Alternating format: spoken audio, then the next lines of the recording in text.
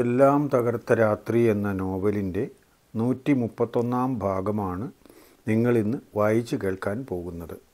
Skip ചെയ്യാതെ മുഴുവനായും കേൾക്കാൻ എല്ലാവരും ശ്രമിക്കണം കേട്ടോ. സബ്സ്ക്രൈബ് ചെയ്യാത്തവർ സബ്സ്ക്രൈബ് ചെയ്തതിന് ശേഷം ബെൽ ഐക്കണും കൂടി ആക്ടിവേറ്റ് ചെയ്യാൻ മറക്കല്ലേ. അങ്ങനെ ചെയ്താൽ നമുക്ക് കഥയുടെ ഓരോരോ ഭാഗങ്ങൾ മുടക്കമില്ലാതെ ദിവസവും കേൾക്കാൻ കഴിയുമല്ലോ. എല്ലാവർക്കും നല്ല ഒരു ദിവസം പ്രാർത്ഥനാപൂർവം ആശംസിക്കുന്നു. എന്നാൽ നമുക്ക് കഥയിലേക്ക് പ്രവേശിക്കാം. കിച്ചുവിന് സമാധാനമായി. പറയാത്തതിൽ അച്ഛന് പരിഭവമില്ല എന്ന് മാത്രമല്ല, തങ്ങളുടെ കാര്യം അച്ഛൻ സമ്മതിച്ച മട്ടുമാണ്. അച്ഛനും കൂടി സമ്മതിച്ചു കഴിഞ്ഞാൽ പിന്നെ ഇനി മറ്റാരുടെയും സമ്മതം തനിക്ക് ആവശ്യമില്ല. വക്കച്ചൻ ചേട്ടനും ദീനാമ്മ ചേട്ടത്തിയും നേരത്തെ തന്നെ സമ്മതിച്ചതാണ്. അവരുടെ സമ്മതം കൊണ്ട് മാത്രം വേണമെങ്കിൽ ഇനി കാര്യങ്ങളൊക്കെ മുന്നോട്ട് നീക്കാം. അവരാണല്ലോ ഈ ഭൂമിയിൽ തനിക്ക് അടുത്ത ബന്ധുക്കളായി ഉള്ളത്. അതിന് താൻ നേരിട്ടിറങ്ങേണ്ടി വരില്ല. മിക്കവാറും ഇന്ന് അച്ഛൻ അവിടെ പോകുന്നതോടെ കാര്യങ്ങൾക്ക് തീരുമാനമാകും. അച്ഛന് അതിനുള്ള കഴിവും ആത്മാർത്ഥതയുമുണ്ട്. ഈ കാര്യത്തിന് ഒരു തീരുമാനമാക്കിയിട്ടേ അച്ഛൻ മിക്കവാറും മടങ്ങുകയുള്ളൂ. അച്ഛൻ വിളിച്ചു പറഞ്ഞിട്ടായിരിക്കും താൻ അറിയുക എന്ന് മാത്രം. കോൺവെൻറ്റിൽ പോയിട്ട് ആ വഴി തന്നെ തിരിച്ച് അടിമാലിയിലെ പള്ളിയിലേക്ക് പോകും എന്നാണ് അച്ഛൻ പറഞ്ഞത്. സാരമില്ല, പിന്നീട് അറിയാമല്ലോ, തിരക്കില്ലല്ലോ. ജെയിംസ് അച്ഛൻ വക്കച്ചൻ ചേട്ടൻ്റെ വീട്ടിൽ നിന്ന് വരുന്ന വഴി പള്ളിയിൽ കയറി പ്രാർത്ഥിച്ചു. വികാരി അച്ഛനെ കണ്ട് അത്യാവശ്യം എന്തൊക്കെയോ വർത്തമാനവും പറഞ്ഞു. അവിടെ നിന്നും നേരെ പോയത് കോൺവെൻറ്റിലേക്കാണ്. കോൺവെൻറ്റിലേക്ക് കൂടെ ചെല്ലാമെന്ന് വികാരിയച്ഛൻ പറഞ്ഞെങ്കിലും വേണ്ടെന്നായിരുന്നു ജെയിംസ് അച്ഛൻ്റെ മറുപടി. ഉദ്ദേശിച്ച കാര്യം നടക്കുകയാണെങ്കിൽ വികാരിയച്ഛൻ അറിയണം. ഇനി നടന്നില്ലെങ്കിലോ? അതുകൊണ്ട് ഈ കാര്യത്തിന് ഒറ്റയ്ക്ക് പോകുന്നത് തന്നെയാണ് നല്ലത്. കുറേ നാൾ കൂടി അച്ഛനെ അവിടെ കണ്ടതിൽ സിസ്റ്റർമാർക്ക് വലിയ സന്തോഷമായി. അവർ വളരെയധികം ഇഷ്ടപ്പെട്ടിരുന്ന ഒരു വൈദികനായിരുന്നു ജെയിംസ് അച്ഛൻ. നല്ല ഒരു സ്വീകരണം അവർ അച്ഛൻ ഒരുക്കി കൊടുക്കുകയും ചെയ്തു. അപ്പോഴും അവർക്കൊരു സംശയം ബാക്കിയുണ്ടായിരുന്നു. എന്തിനായിരിക്കും അച്ഛനിപ്പോൾ വന്നത്? മിക്കവാറും കിച്ചുവിൻ്റെയും അനുവിൻ്റെയും കാര്യം പറയാനായിരിക്കാം. അല്ലാതെ ഇവിടെ നിന്ന് പോയിട്ട് 10 വർഷമായിട്ടും ഇതുവരെയും വരാത്ത ആളാണല്ലോ. അങ്ങനെയാണെങ്കിൽ എന്താണ് മറുപടി പറയേണ്ടത് എന്ന് മദറും സിസ്റ്റർമാരും കൂടി ലേശം മാറി നിന്നാലോചിച്ചു. എങ്ങനെ ആലോചിക്കാതിരിക്കും? അവരിൽ ചിലരുടെ പദ്ധതി വേറെയാണല്ലോ. ജെയിംസ് അച്ഛന് കുടിക്കാൻ നാരങ്ങാവെള്ളം കൊടുത്തതിന് ശേഷം ഒരു സിസ്റ്ററെ അവിടെ നിർത്തിയിട്ടാണ് അവർ ആലോചനായോഗത്തിന് പോയത്. നിങ്ങളൊക്കെ എന്തു തന്നെ പറഞ്ഞാലും അച്ഛൻ പറയാൻ പോകുന്ന കാര്യം ന്യായമാണ്. കുട്ടികൾക്ക് തമ്മിൽ ഇഷ്ടമാണ്. എതിർക്കാൻ നമുക്ക് ഒരു ന്യായവുമില്ല. അതുകൊണ്ട് ആ കാര്യമാണ് പറയുന്നത് എങ്കിൽ സമ്മതിക്കുന്നതാണ് നല്ലത്. സ്നേഹിക്കുന്ന മനസ്സുകളെ പിരിക്കാൻ നമ്മൾ കൂട്ടുനിൽക്കുന്നു എന്ന് വരരുത്. അങ്ങനെ നിന്നു എന്ന് പറഞ്ഞാൽ വളരെ മോശമാണ്. നമുക്കതിൻ്റെ ആവശ്യമില്ല. അത് ചെയ്യാനും പാടില്ല എന്നാണ് എൻ്റെ പക്ഷം. അല്ലെങ്കിലും മദർ അന്നേ അനുവിൻ്റെ പക്ഷമാണല്ലോ. ഇനി പിന്നെ ഇപ്പോളായിട്ട് മാറുമോ? അതുപോലെ ആഗ്രഹിച്ചതല്ലേ ആ റെജിയും. അവൻ്റെ ആഗ്രഹങ്ങൾക്ക് എന്താ വില കൽപ്പിക്കാത്തത്? അവൻ്റെ കാര്യത്തിൽ എതിർപ്പ് പറയാൻ എന്ത് ന്യായമാണുള്ളത്? ആ കാര്യത്തിൽ ഒരേ ഒരു ന്യായമേ എനിക്ക് പറയാനുള്ളൂ. അനുവിന് അവനെ ഇഷ്ടമല്ല എന്നത് തന്നെ. ഇഷ്ടമല്ലാത്ത ഒരു ബന്ധത്തിന് ഒരു കാരണവശാലും നിർബന്ധിക്കാൻ പാടില്ല. മനസ്സ് ചോദ്യത്തിന് പള്ളിയിൽ പോകാതിരിക്കാൻ പറ്റുമോ? അവിടെ ചെല്ലുമ്പോൾ അച്ഛൻ ചോദിക്കില്ലേ, സ്വതന്ത്രമായ മനസ്സോടെ അവനെ വിവാഹം കഴിക്കാൻ സമ്മതമാണോ എന്ന്? അപ്പോൾ അവൾക്ക് മനസ്സില്ല എന്ന് പറഞ്ഞാൽ എന്തു ചെയ്യും? ആകെ നാണക്കേടാവില്ലേ? അതുകൊണ്ട് അതിൻ്റെ ആവശ്യമില്ല. സിസ്റ്റർ റെജിയോട് ഈ കാര്യം അങ്ങ് പറഞ്ഞേക്ക്. റെജി പകുതി മനസ്സോടെ പറഞ്ഞ ആഗ്രഹത്തിന് വെള്ളവും വളവും വെച്ചു കൊടുത്തത് തങ്ങളാണ്. തങ്ങൾ പറഞ്ഞാൽ അനു കേൾക്കുമെന്നും പറഞ്ഞു. അങ്ങനെ ആയിരുന്നു വിചാരം. മഠത്തിൽ നിന്നും പറയുന്നതനുസരിച്ച് അവനെ വിവാഹം കഴിക്കാൻ അനു തയ്യാറാകുമെന്ന് പറഞ്ഞതുകൊണ്ടാണ് അവനൊരു വൻ തുക കോൺവെൻറ്റിലെ അനാഥ കുട്ടികൾക്ക് വേണ്ടി അന്ന് സംഭാവന ചെയ്തത്. അല്ലാതെ അവൻ്റെ വിശാല മനസ്സുകൊണ്ടൊന്നുമല്ല. അങ്ങനെയൊന്നും അവനില്ല താനും. എന്തെങ്കിലും നേട്ടത്തിനു വേണ്ടിയല്ലാതെ അവൻ പണം മുടക്കില്ല. അത് കിട്ടിക്കഴിഞ്ഞിട്ട് ഇപ്പോൾ അന്ന് പറഞ്ഞ വാക്ക് തിരുത്തി പറയുന്നത് വളരെ ബുദ്ധിമുട്ടുള്ള കാര്യമാണ്. പക്ഷേ എന്തു ചെയ്യാം? അവൾ അടുക്കില്ലല്ലോ. സമ്മതിക്കില്ല എന്ന് പറഞ്ഞ് കടുംപിടുത്തത്തോടെ നിന്നാൽ പിന്നെ അവളെ പിടിച്ചുകൊണ്ടുപോയി കെട്ടിക്കാൻ പറ്റില്ലല്ലോ. അവളുടെ സമ്മതത്തോടുകൂടി മാത്രമല്ലേ വിവാഹം നടക്കൂ. അതുകൊണ്ട് തൽക്കാലം അവൻ പിൻവാങ്ങട്ടെ. അതാണ് നടപ്പുള്ള കാര്യം. വേറെ മാർഗമില്ലാഞ്ഞിട്ടാണ്. അവൻ തന്ന പണം വേണമെങ്കിൽ തിരിച്ചു കൊടുക്കാം. കച്ചവടത്തിൻ്റെ തിരക്കിലായിരുന്ന റെജി കുറച്ചു നാളായി അനുവിൻ്റെ കാര്യവും കല്യാണക്കാര്യവുമൊക്കെ മറന്നു നിൽക്കുകയായിരുന്നു. അതിനിടയിൽ തന്നെ ക്രഷറിൽ ചില പ്രശ്നങ്ങളുണ്ടായി. അത് പരിഹരിച്ചു വന്നപ്പോഴേക്കും നാട്ടുകാരുടെ ചില്ലറ പരാതി ഉണ്ടായി. അത് പരിഹരിക്കാൻ റെജി വല്ലാതെ ബുദ്ധിമുട്ടി. സ്വാധീനമുള്ള ഒരു പാർട്ടിയുടെ ആളുകളാണ് കമ്പനിക്കെതിരെ പരാതി കൊടുത്തത്. അതുകൊണ്ട് ഉദ്യോഗസ്ഥന്മാർക്ക് നടപടിയെടുക്കാതിരിക്കാൻ കഴിയില്ല. പാർട്ടിക്കാരെ കൊണ്ട് പരാതി പിൻവലിപ്പിക്കുകയല്ലാതെ വേറെ വഴിയൊന്നും റെജിയുടെ മുൻപിലില്ലായിരുന്നു. ഓരോ മാസവും റെജിയുടെ അടുത്ത് വന്ന് കൃത്യമായി ശമ്പളം പോലെ പണം വാങ്ങിക്കൊണ്ടു പോകുന്ന ഉദ്യോഗസ്ഥരാണ് അതെല്ലാം. പക്ഷേ ഭരണത്തിൽ സ്വാധീനവും പങ്കാളിത്തവും ഉള്ള ഒരു പാർട്ടിയുടെ ആളുകൾ കൊണ്ടുപോയി പരാതി കൊടുത്തു കഴിഞ്ഞാൽ പിന്നെ നടപടിയെടുക്കാതിരിക്കാൻ പറ്റുമോ?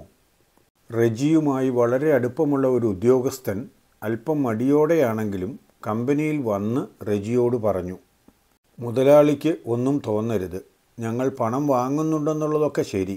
പക്ഷേ നാട്ടുകാരുടെ പരാതി വന്നു കഴിഞ്ഞാൽ ഞങ്ങൾ എന്തു ചെയ്യും?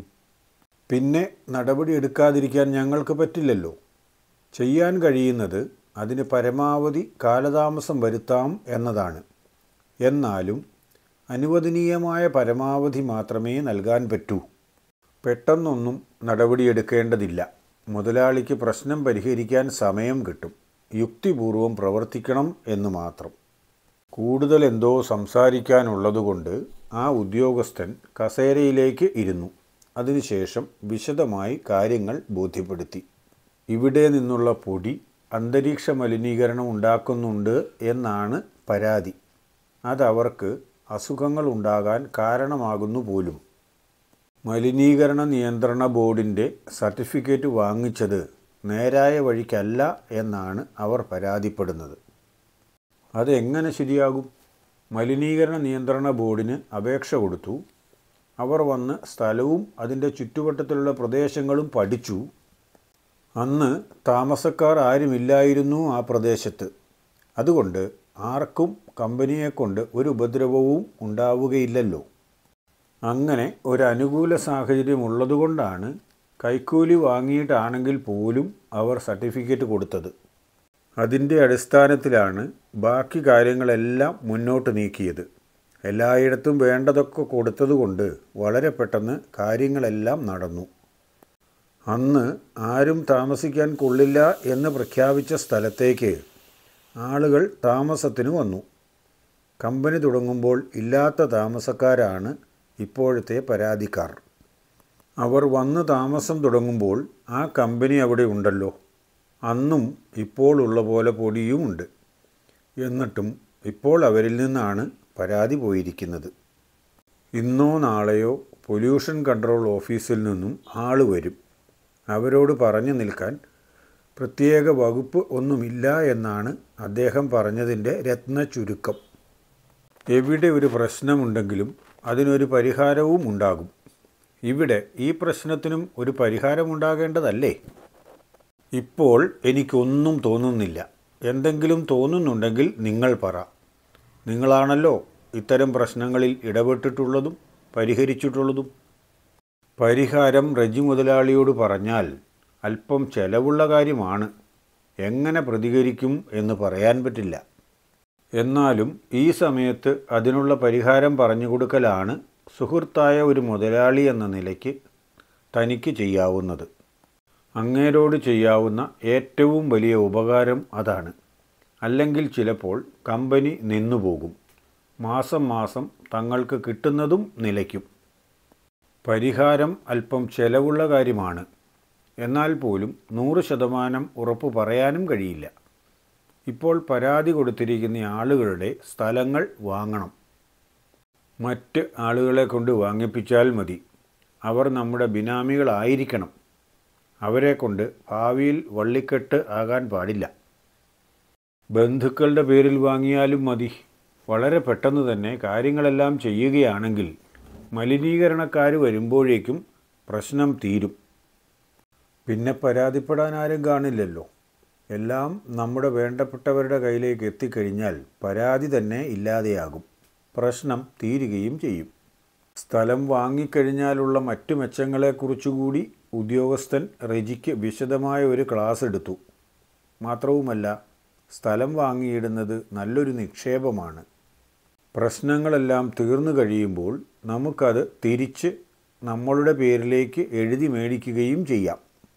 2 രജിസ്ട്രേഷൻ്റെ പണം ചെലവാകും എന്നതാണ് പ്രധാനമായും വരുന്ന നഷ്ടം. പിന്നെ ഇപ്പോൾ അവർക്ക് സാധാരണയിലും കൂടുതൽ വില കൊടുക്കേണ്ടിയും വന്നേക്കാം. അങ്ങനെയും ഒരു നഷ്ടം പ്രതീക്ഷിക്കാം. എങ്ങനെ ഏതു വഴിക്ക് നോക്കിയാലും നഷ്ടം തന്നെ. എന്തായാലും ഇത്ര കാലം കൊണ്ടുണ്ടാക്കിയെടുത്തത് മുഴുവനും വല്ലവൻ്റെയും മക്കൾക്ക് തിന്നാൻ കൊടുക്കേണ്ടി വന്നേക്കും. അതല്ലേ നിങ്ങൾ പറഞ്ഞു വരുന്ന കാര്യം? വല്ലവൻ്റെയും മക്കൾക്ക് തിന്നാൻ കൊടുക്കാൻ ഇപ്പോൾ ഇയാൾക്ക് മക്കളൊന്നുമില്ലല്ലോ. ഭാര്യയും കുടുംബവും ഒന്നുമില്ലാത്ത ഇയാൾ കൂടുതൽ പണം ഉണ്ടാക്കിയിട്ട് എന്താ കാര്യം? ഉണ്ടാക്കിയതിൽ കുറച്ച് നാട്ടുകാർക്ക് കൂടി കിട്ടട്ടെ, അവർക്കും ഒരു ഉപകാരമാകട്ടെ. വിചാരിച്ചത് അങ്ങനെയാണെങ്കിലും പറഞ്ഞത് അങ്ങനെയല്ല. ചില സാഹചര്യങ്ങളിൽ അങ്ങനെയൊക്കെ വേണ്ടി വരും. മറ്റു ചില സാഹചര്യങ്ങളിൽ അവരുടെ പണം നമുക്ക് ഇങ്ങോട്ട് പിടിച്ചെടുക്കുകയും ചെയ്യാം. കാത്തിരുന്നാൽ അനുകൂലമായ സാഹചര്യം വന്നു എന്ന് വരും. അപ്പോൾ അവരിൽ നിന്ന് നമുക്ക് ഇങ്ങോട്ട് കിട്ടും. ഇതൊരുമാതിരി വെള്ളത്തിൻ്റെ കാര്യം പറഞ്ഞതുപോലെയാണ്. ഒരു സ്ഥലത്തും സ്ഥിരമായി നിൽക്കില്ല. സ്ഥിരമായ ഒരു രൂപവും ഇല്ല താനും. എവിടെ നിന്നോ വരുന്ന നീരാവി തണുത്ത് മഴയായി പെയ്യുന്നു. മഴ പെയ്യുമ്പോൾ വെള്ളമൊഴുകി കിണറിലേക്ക് പോകും. അത് അവിടെ കെട്ടിക്കിടക്കുകയോ മറ്റു പല സ്ഥലങ്ങളിലേക്ക് വ്യാപിക്കുകയോ ഒക്കെ ചെയ്യും. നമുക്ക് അതെടുക്കാം. പിന്നെ അത് നമ്മൾ നമ്മുടെ ആവശ്യത്തിന് മോട്ടോർ വെച്ച് അടിച്ച് നമുക്ക് ആവശ്യമുള്ള സ്ഥലത്തേക്ക് കൊണ്ടുവരും. അതുപോലെ തന്നെയാണ് പണത്തിൻ്റെ കാര്യവും. ഇപ്പോൾ അങ്ങോട്ട് ഒഴുകട്ടെ, പിന്നെ നമുക്കത് തിരിച്ചെടുക്കാം. അടിച്ചിലിൽ ചാടിക്കഴിഞ്ഞാൽ പിന്നെ എങ്ങനെയെങ്കിലും രക്ഷപ്പെടാനുള്ള മാർഗം നോക്കുകയല്ലേ വഴിയുള്ളൂ. അങ്ങനെയൊരു മാർഗം പറഞ്ഞു തന്ന സ്ഥിതിക്ക് ആ വഴി തന്നെ നോക്കാം. അതും നേരിട്ട് പറ്റാത്തതുകൊണ്ട് ആരെയെങ്കിലുമൊക്കെ ഏർപ്പാടാക്കാം. അതിനിപ്പോൾ ആരെയാണ് ഏർപ്പാടാക്കുന്നത്? അതിനും ആളെ കണ്ടുപിടിക്കണമല്ലോ. കുറേ സമയം ഇരുന്ന് ചിന്തിച്ചപ്പോൾ 1-2 പേരുടെ മുഖങ്ങൾ തെളിഞ്ഞു കിട്ടി. ബന്ധുക്കളൊന്നുമല്ല. ഏറ്റവും ആദ്യം തെളിഞ്ഞ മുഖം വീരൻ്റേതാണ്. തനിക്ക് വിശ്വസിക്കാവുന്ന ഏറ്റവും അടുപ്പമുള്ളവൻ അവനാണ്. അവന് വേണ്ടി കുറച്ച് സ്ഥലം വാങ്ങിയാലും കുഴപ്പമില്ല. അന്ന് തന്നെ വീരനെ കൊണ്ട് ഒരു അന്വേഷണം നടത്തിച്ചു. അവിടെ സ്ഥലമുള്ളവരിൽ ഭൂരിപക്ഷം പേരും വിൽക്കാൻ തയ്യാറാണ്. വില അല്പം കൂടുതലാണെങ്കിൽ പോലും വിറ്റുപോകാൻ അവർ തയ്യാറാണ്. ലാഭം ഉദ്ദേശിച്ചാണ് അവർ പലരും സ്ഥലം വാങ്ങിയതും. ഒരാൾ മാത്രം ഒരു കാരണവശാലും സമ്മതിക്കുന്നില്ല. അവന് സ്ഥലം വിൽക്കേണ്ട പോലും. അയാളാണ് പരാതി കൊടുത്തതിൽ ഏറ്റവും മുൻപന്തിയിലുള്ളത്. അവനെ ഇനി എന്തു ചെയ്യണമെന്ന കാര്യത്തിൽ വീരന് സംശയമുണ്ടായിരുന്നു. മിക്കവാറും അവന് പണി കൊടുക്കേണ്ടി വരും. ഏതായാലും മുതലാളിയോടുകൂടി ചോദിച്ചിട്ട് ബാക്കി ചെയ്യാം. അപ്പോൾ പണി കൊടുക്കേണ്ട ആൾക്കാരുടെ എണ്ണം 2ആയി. അതും ആലോചിച്ചുകൊണ്ട് വീരൻ കമ്പനിയിലേക്ക് മെല്ലെ നടന്നു. കഥ വായിക്കുകയും കേൾക്കുകയും ചെയ്യുമ്പോൾ നിങ്ങൾക്ക് തോന്നുന്ന അഭിപ്രായങ്ങളും നിർദ്ദേശങ്ങളും അത് എന്തു തന്നെയാണെങ്കിലും താഴെ കമൻ്റായി രേഖപ്പെടുത്തണേ. ഇഷ്ടമായാൽ ലൈക്ക് ചെയ്യാനും കൂട്ടുകാർക്കും ബന്ധുക്കൾക്കുമൊക്കെ ഷെയർ ചെയ്ത് കൊടുക്കാനും മറക്കല്ലേ. കഥയുടെ ഓരോരോ ഭാഗങ്ങൾ അവരും കേൾക്കട്ടെന്ന് അല്ലേ? ലൈക്കും ഷെയറുമൊക്കെ ചെയ്താൽ യൂട്യൂബ് ഈ കഥ കൂടുതൽ പേരിലേക്ക് എത്തിക്കുമത്രേ. അടുത്ത പാർട്ട് നാളെ തന്നെ പോസ്റ്റ് ചെയ്യും. ഉച്ചതിരിഞ്ഞ് 2:30 തന്നെ. എല്ലാവർക്കും നല്ലത് വരട്ടെ. ഓക്കേ.